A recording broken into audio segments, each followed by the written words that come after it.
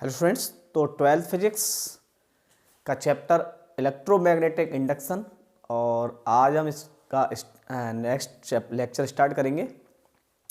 इससे पिछले लेक्चर में हमने पढ़ा था ईएमएफ। ईएमएफ का मतलब कौन सा ईएमएफ पढ़ा था हमने? मोशनल ईएमएफ पढ़ा था। ठीक है, मोशनल, जब भी कोई करंट कैरिंग कंडक्टर को हम मूव कराते हैं, ठीक है, कोई कंडक्टर को मूव कराएं तो उसके अंदर करंट इंड्यूस होता है, यानी जिसमें करंट इंड्यूस होता है वो कंडक्टर, तो उसकी वजह से हमने निकाला था मोशनल ईएमएफ। ठीक है, तो आज हम इसका एक बहुत ही इंपॉर्टेंट कंसेप्ट पढ़ेंगे जो है सेल्फ इंडक्टेंस। ठीक है, सेल्फ इंडक्टेंस, और उसके बाद आएगा फिर इसका म्यूचुअल इंडक्टेंस, जो कि बोर्ड और कॉम्पिटिटिव में बहुत ही इंपॉर्टेंट कंसेप्ट है। तो आज हम इसे डिटेल से पढ़ते हैं और सभी आपके जो डाउट्स हैं वो क्लियर करते हैं। तो स्टार्ट करते हैं आज का लेक्चर। ठीक है, सेल्फ इंडक्टेंस। तो ये आपका चैप्टर चल रहा है अभी इलेक्ट्रोमैग्नेटिक इंडक्शन।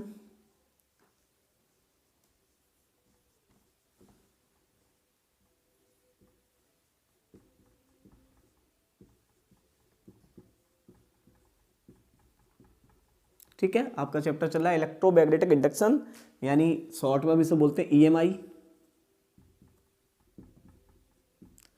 और आज हम जो कंसेप्ट पढ़ेंगे वो है आपका सेल्फ इंडक्टेंस।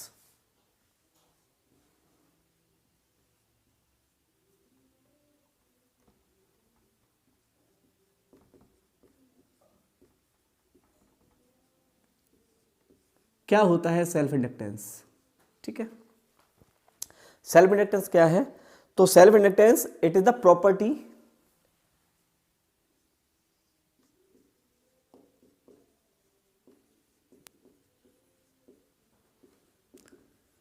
ठीक है, सेल्फ इंडक्टेंस क्या है? It is the property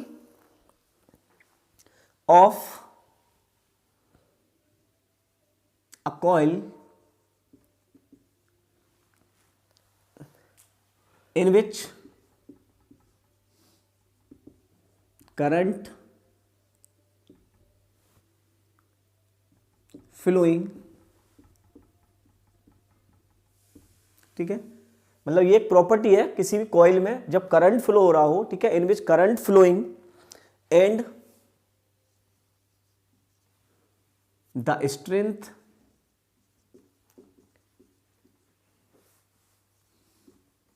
of current change.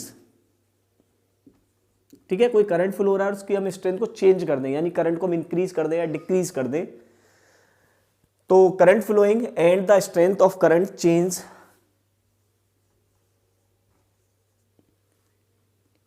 In the coil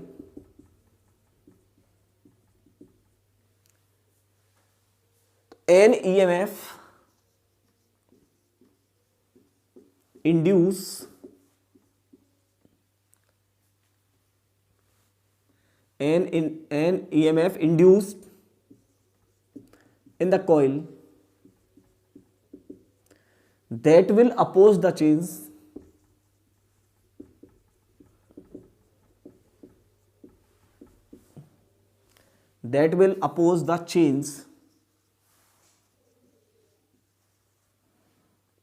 it's called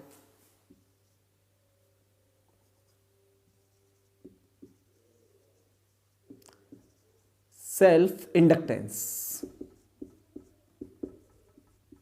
ठीक है, मतलब इसमें क्या है कि एक कॉइल है, ठीक है, उस कॉइल में कोई करंट फ्लो, अब हम करंट है, करंट की स्ट्रेंथ को हम चेंज कर दें, वो करंट फ्लोइंग कॉइल है, उसमें हम करंट की स्ट्रेंथ को चेंज करें तो उसमें एक इंड्यूस ईएमएफ प्रोड्यूस हो जाएगा।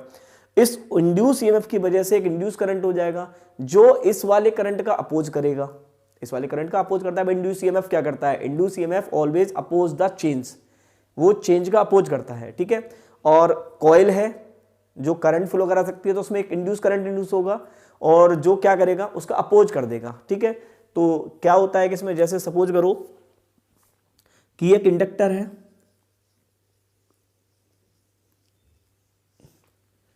और इसमें अगर हमने आई करंट फ्लो कराया, ठीक है, और आई को हमने, आई करंट फ्लो हो रहा है इसके अंदर ऐसे करके कॉइल में, तो हमने क्या किया कि हम आई को चेंज कर देंगे, यानी आई को इंक्रीज कर दें,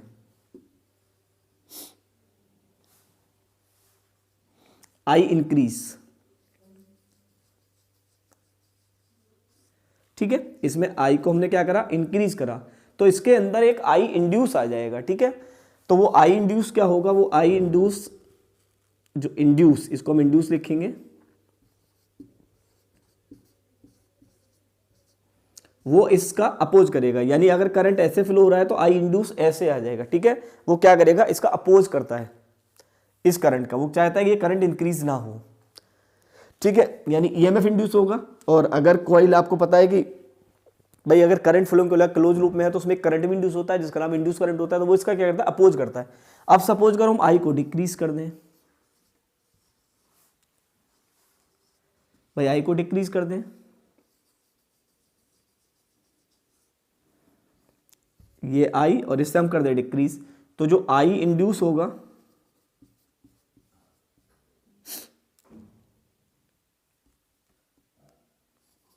वो क्या करेगा, वो इस डायरेक्शन में फ्लो होगा।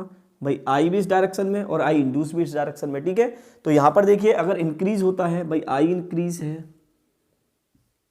तो आई जो इंड्यूस है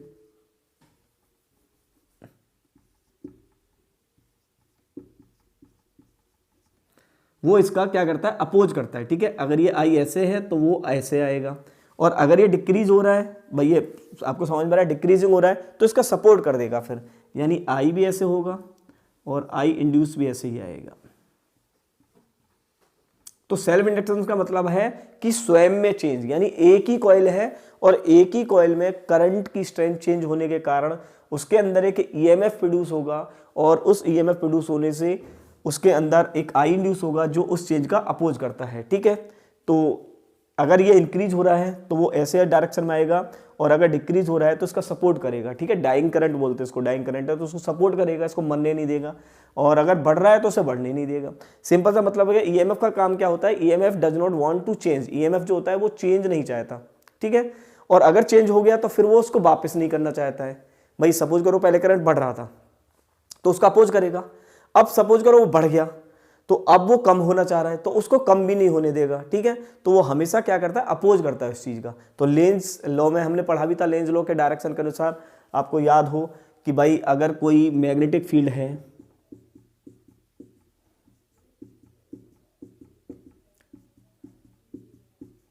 ठीक है, और इसमें कोई एक कॉइल लग दें हम इन अ क्लोज लूप, और बी को चेंज करें, यानी बी को इंक्रीज करें या बी को डिक्रीज करें, तो आपको पता है इसमें क्या होगा, इसमें एक इंड्यूस करंट प्रोड्यूस होगा, और इंड्यूस करंट क्या करेगा, इसका अपोज करेगा। अपोज करेगा यानी देखिए मैग्नेटिक फील्ड है, मैग्नेटिक फील्ड इंक्रीज हो रहा है, तो इंक्रीज हो रहा है मैग्नेटिक फील्ड इनसाइड, तो इसे डिक्रीज करना चाहेगा, डिक्रीज करना चाहेगा तो खुद आउटसाइड आ जाएगा, तो खुद आउटसाइड आएगा।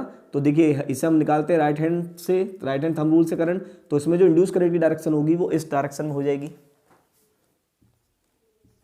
ठीक है, तो यहां पर हमने पढ़ा था रियलिटी में कि ये जो इंड्यूस करंट होता है वो आपको पता है रियलिटी में वो V चेंज होने से भी आता है, A चेंज होने से भी आ जाता है, और B और A के बीच का एंगल चेंज हो तो भी आएगा। ठीक है, B और A के बीच का एंगल चेंज हो तो उससे भी आता है। तो रियलिटी में हमने पढ़ा था ये होता क्या है, ये फ्लक्स होता है। ठीक है, यहाँ पर मैग्नेटिक बात चले तो मैग्नेटिक फ्लक्स है, that is BA cos theta. तो सेम चीज यहाँ पर भी होगी, करंट इंक्रीज हो रहा होगा, करंट इंक्रीज होने से मैग्नेटिक फील्ड चेंज हो रहा होगा, मैग्नेटिक फील्ड चेंज होने से करंट इंड्यूस हो रहा होगा, और अगर इंक्रीज हो रहा है तो इंक्रीज हो रहा है तो उसे डिक्रीज करना चाहेगा, और अगर डिक्रीज हो रहा है तो उसका सपोर्ट करेगा। ठीक है, तो ये हमने पढ़ चुके हैं। ऐसी कंडीशन तो बिल्कुल सेम कहानी थी, बस इसमें कॉइल क्या है कि इसमें एक सिंगल कॉइल है और सिंगल कॉइल में ही चेंज हो रहा है। ठीक है, कोई अदर कॉइल नहीं है, मतलब कुछ और चीज नहीं ला रहे हम, उसमें सिंगल कॉइल में ही चेंज कर रहे हैं करंट की स्ट्रेंथ को चेंज करके। तो अगर सपोज करते हैं कि हम ये डिक्रीज होता इसी वाले केस में, भाई सपोज करो ये मैग्नेटिक फील्ड होता और इसमें एक लूप होता ऐसे, और इस बार को हम बी को डिक्रीज कर देते, तो आपको समझ में आ रहा है डिक्रीज, अब मैग्नेटिक फील्ड फिर चेंज हुआ है, तो मैग्नेटिक फील्ड देखो डिक्रीज है और चेंज हो रहा है, यानी डिक्रीज हो रहा है, कम हो रहा है मतलब, तो इसमें करंट इंड्यूस होगा, तो करंट खुद भी इधर ही सपोर्ट करेगा क्योंकि कम हो रहा है, तो वो खुद इनसाइड ही अगर करेगा, तो राइट हैंड से इससे रूल से लेंगे तो ये फिंगर किधर चल रही है, क्लॉकवाइज, तो इस बार जो करंट होगा वो क्लॉकवाइज आएगा। ठीक है, तो ये लेंज लॉ में हम पढ़ चुके हैं। तो सेल्फ इंडक्टेंस क्या है, रियलिटी में self inductance change in a self coil, एक सेल्फ कॉइल में ही जो चेंज होता है, करंट की स्ट्रेंथ को चेंज होते हैं, तो उससे एक करंट इंड्यूस होता है, और वो जो इंड्यूस करंट है और एक ईएमएफ इंड्यूस होता है, पहले ईएमएफ इंड्यूस होता है फिर इंड्यूस करंट हो जाता है, तो वो क्या करता है, उस चेंज का अपोज करता है। ठीक है, ये सिंगल कॉइल की बात हो रही है। तो ये आपको समझ में आ गया यहाँ तक सेल्फ इंडक्टेंस। चलिए, तो ये प्रोसेस को बोलते हैं सेल्फ इंडक्टेंस, यानी स्वयं में चेंज, स्वयं में चेंज। ठीक है, तो अब हम इसे निकालेंगे कैसे इसके लिए, तो इसके लिए हम आगे निकाल लेते हैं इसे थोड़ा सा और आगे।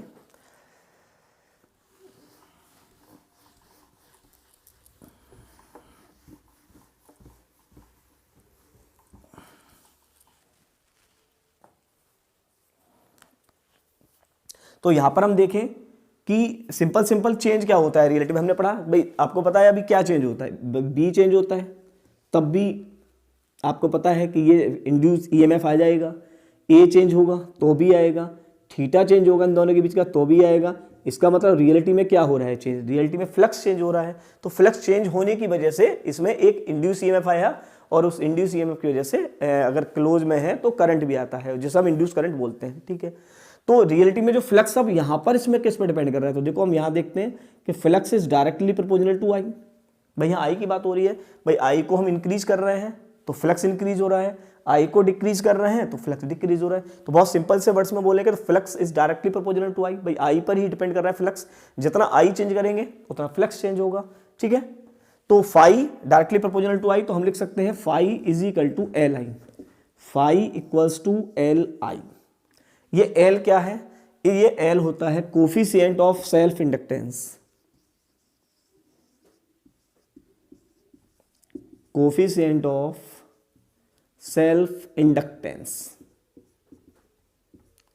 ठीक है, एल होता है यहां पर कोफिशिएंट ऑफ सेल्फ इंडक्टेंस, तो हम लिख सकते हैं L is equal to 5/I।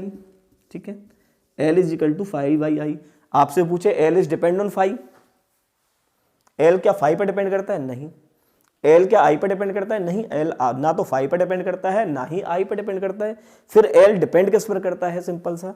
तो हमको समझना है यहाँ पर कि जो एल है, ठीक है, एल का मतलब समझ रहे हो क्या है, ये coefficient of self inductance that is depend on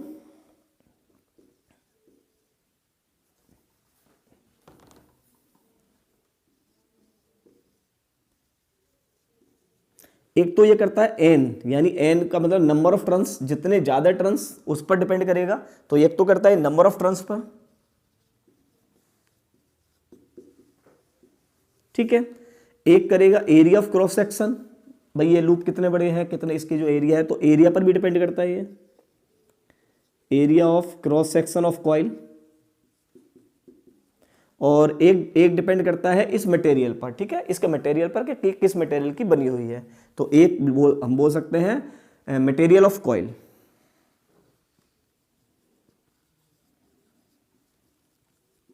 material of coil. तो आपको एल किन बातों पर डिपेंड करता है, ये क्लियर हुआ। एल डिपेंड करता है number of turns, area of cross section and material of coil, ठीक है। और रिलेशन क्या है, phi is equal to L I, clear हुआ। अच्छा, ये जो एल है वो कैसी क्वांटिटी है, तो ये स्केलर क्वांटिटी है, ये याद रखना है हमें,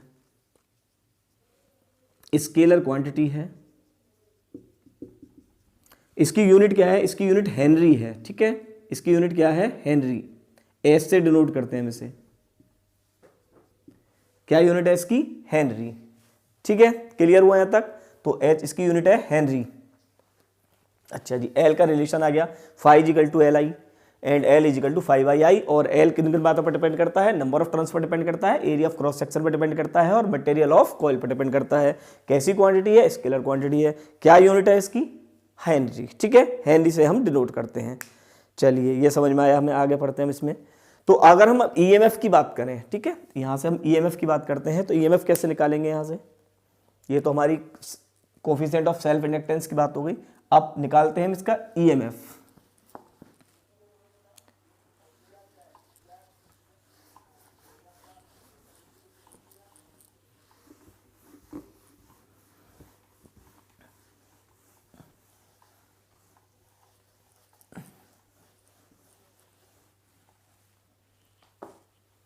ठीक है, तो एक रिलेशन आ गया हमारे पास, phi is equal to L I, ठीक, क्लियर। अच्छा जी, अब बात करते हैं ईएमएफ की।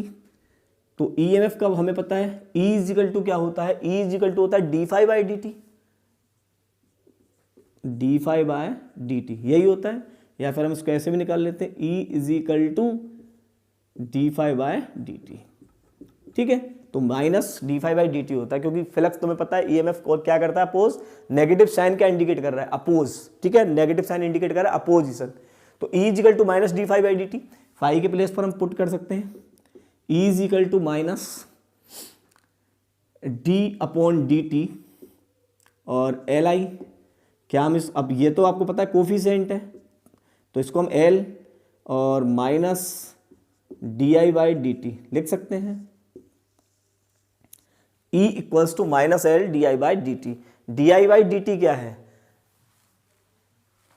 D I by D T rate of change of current, ठीक है, rate of change of current. तो D I by D t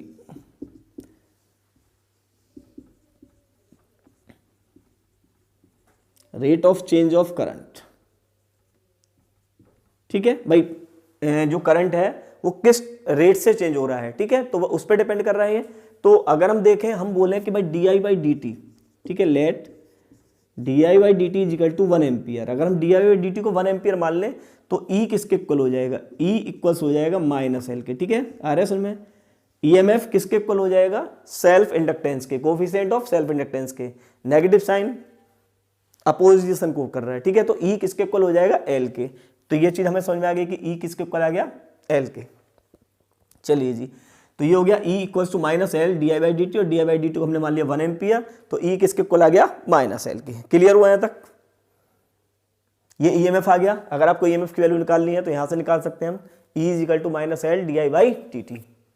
चलिए अच्छा जी, और हम इसमें क्या फाइंड कर सकते हैं, देखिए हम इसको ऐसे भी लिख सकते हैं, अब एल इज इक्वल टू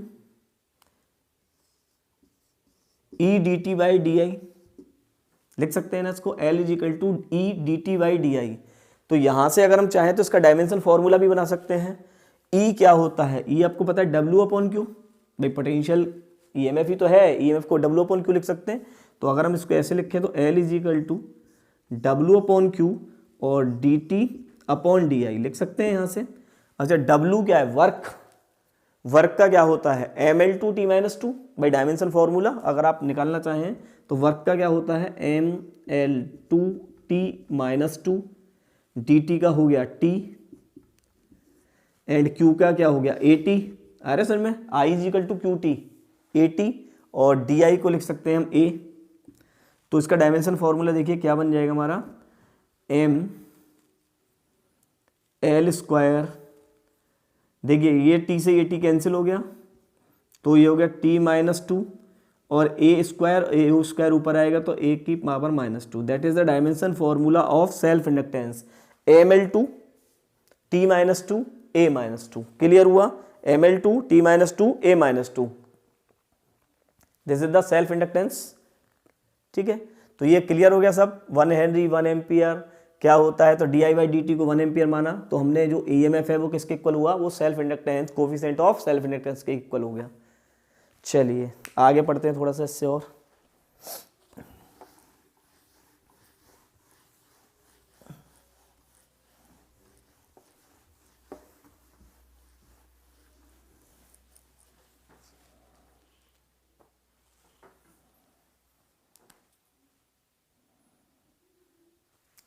अब जैसे इसमें क्वेश्चंस पूछे हमसे कि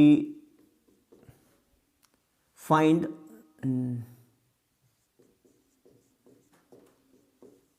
the induce EMF, find the induce EMF if self inductance is, self inductance को ले लेते हैं हम 10 हेनरी, ठीक है, सेल्फ इंडक्टेंस को ले लिया 10 henry, and change of current 10 ampere to 7 ampere, ठीक है। चेंज ऑफ करंट हो गया 10 एम्पियर टू 7 एम्पियर। तो हमसे पूछा इंड्यूस ईएमएफ क्या होगा, तो अभी हमने पढ़ा है क्या फॉर्मूला है हमारे पास, ई का फॉर्मूला है माइनस एल di/dt, यही फॉर्मूला है ना, ठीक है। तो फॉर्मूला है EMF is equal to minus L di/dt। अच्छा, इसमें टाइम और ले लेते हैं इस क्वेश्चन में, इन टाइम 2 × 10⁻⁻² सेकेंड, ठीक है, इतने टाइम में वो चेंज हुआ है। तो देखिए यहाँ पर हमें EMF निकालना है, L कितना है 10 हेनरी, रेट ऑफ चेंज क्या है, rate of change 10 ampere to 7 ampere, ठीक है। तो DI का मतलब क्या है, फाइनल माइनस इनिशियल, तो पहले क्या था 10 और फिर बाद में क्या हुआ 7, तो हम कैसे लिखेंगे 7 - 10, तो यहाँ लिखोगे आप 7 - 10 कितने टाइम में, रेट ऑफ चेंज क्या हुआ 0 से 2 - 2, तो ये हो गया 2 × 10⁻⁻²। क्लियर है, 2 × 10⁻⁻²। चलिए जैसे सोल्व कर लेते हो, 7 - 10 -3, भाई 7 - 10 कितना होता है -3, माइनस माइनस प्लस हो गया, तो ये हो गया 10 × 3 = 30 अपॉन 2 × 10⁻⁻², 2 से इसे काट दें 15 टाइम्स, पावर ऊपर आ जाएगी, तो 15 × 10⁻² वोल्ट, ठीक है। EMF की वैल्यू क्या होती है, वोल्ट होती है। तो क्वेश्चन तो बहुत सिंपल आएंगे, L di/dt। चलो और कर लेते हैं क्वेश्चन, क्लियर हुआ ये, चलिए और कर देते हैं एक।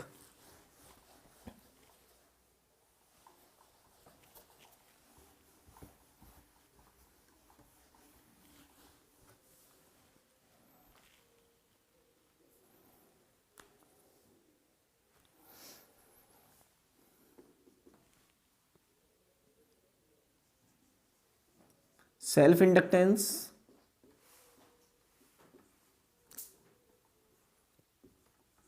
Inductance of a coil is 0.5 Henry and induce EMF is 18 volt, ठीक है। तो आपसे पूछा find rate of change of current, rate of change of current, ठीक है। तो सिंपल निकालना है हमें, अब क्या निकालना है, di/dt निकालना है। तो हमें गिवन क्या है, एक तो हमें गिवन है L गिवन है, देखिए यहाँ पर L की वैल्यू 0.5 हेनरी, और क्या गिवन है हमें, E गिवन है 18 वोल्ट, और फाइंड क्या करना है, फाइंड निकालना है हमें di/dt। तो क्या फॉर्मूला है हमारे पास, हमारे फॉर्मूला है E = L di/dt। तो हम निकाल सकते हैं di/dt = E/L, ठीक है। भाई मोड में निकालेंगे तो मोड में भी निकाल सकते हैं, नेगेटिव साइन आपको पहले बता दिया मैंने, negative sign is always oppose, ठीक है। तो E/L, E की वैल्यू कितनी है हमारे पास 18, और L कितना है यहाँ पर 0.5 हेनरी, तो पॉइंट ऊपर बढ़ा लेंगे, ठीक है। तो ये हो जाएगा आपका 180, तो 5 3 जा कितने होते हैं 15, और फिर बचा 3 5 6 36, ठीक है, एम्पियर पर सेकेंड। तो जो करंट का रेट ऑफ चेंज है वो है 36 एम्पियर पर सेकेंड। क्लियर हुआ। तो क्वेश्चंस बहुत इजी है, इसमें क्वेश्चन की कोई प्रॉब्लम नहीं है।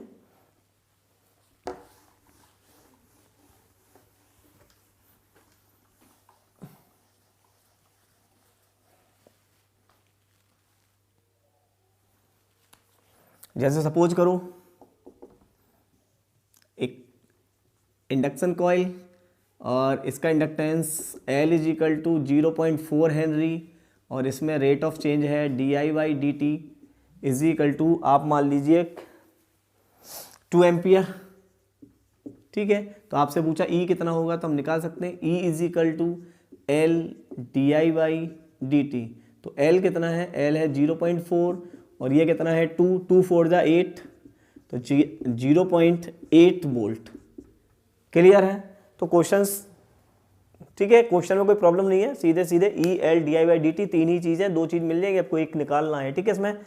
तो ये था आपका न्यूमेरिकल पोर्शन, और इसमें एक और डेरिवेशन होती है जो CBSE के लिए इंपॉर्टेंट है, पूछता है self inductance of a long solenoid, ठीक है। तो ये एक इंपॉर्टेंट डेरिवेशन है, इसको हम कर लेते हैं यहाँ पर।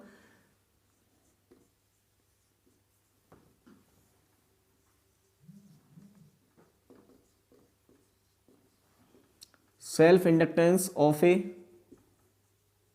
Long solenoid,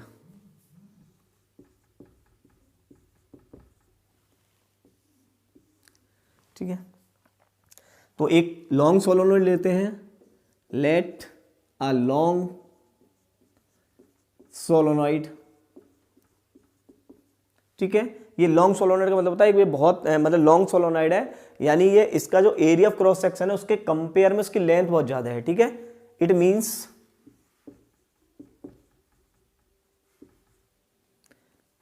length of solenoid is much larger than the area of cross section,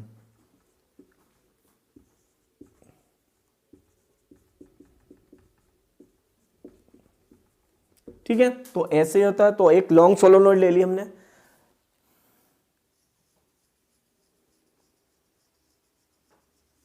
जिसकी लेंथ को हमने मान लिया L है, ठीक है, और एरिया ऑफ क्रॉस सेक्शन मान लिया A है। एरिया ऑफ क्रॉस सेक्शन एक कॉइल का A है। तो हमने, आपको याद हो कि इससे पिछले चैप्टर में इसकी वजह से मैग्नेटिक फील्ड निकाला था एक लॉन्ग सोलोनॉइड की वजह से। तो सोलोनॉइड की वजह से मैग्नेटिक फील्ड क्या होता है, magnetic field due to a long solenoid, due to a solenoid, याद हो तो आपको V is equal to mu naught N I, mu naught N I, clear है, mu naught N I. N क्या होता है, number of turns per unit length, number of turns per unit length, ठीक है। तो इसके प्लेस पर हम ये भी लिख सकते हैं V is equal to mu naught N I by L, clear हुआ। अच्छा, क्या हम इस मतलब ये मैग्नेटिक फील्ड हो गया, क्या हम एक फ्लक्स भी निकाल सकते हैं इसका, फ्लक्स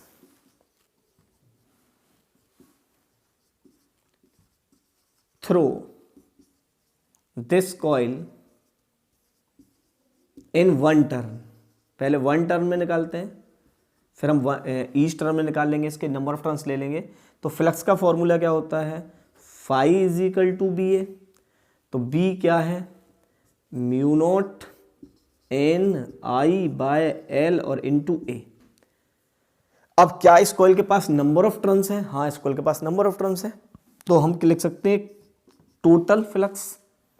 टोटल फ्लक्स का मतलब समझ रहे हो, if this coil has N number of turns, तो टोटल फ्लक्स हमारा हो जाएगा mu naught N I A upon L into L. तो हम इसको लिख सकते हैं mu naught N square I A by L, clear हुआ, mu naught N square I by ए।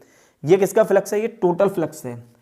कब का है, if coil has N number of turns, clear हुआ है तक। चलिए जी, हमें क्या निकालना है, हमें सेल्फ इंडक्टेंस निकालना है। तो सेल्फ इंडक्टेंस हमने पढ़ा है, सेल्फ इंडक्टेंस क्या होता है, ठीक है।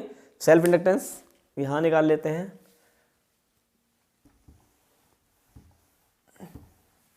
तो सेल्फ इंडक्टेंस क्या हो जाएगा, देखिए सेल्फ इंडक्टेंस पढ़ा है हमने। तो फाई इज इक्वल टू क्या होता है, फाई इज इक्वल टू होता है एल आई, ठीक है। Phi is equal to L I पढ़ा है अभी हमने। तो हम लिख सकते हैं L I is equal to mu not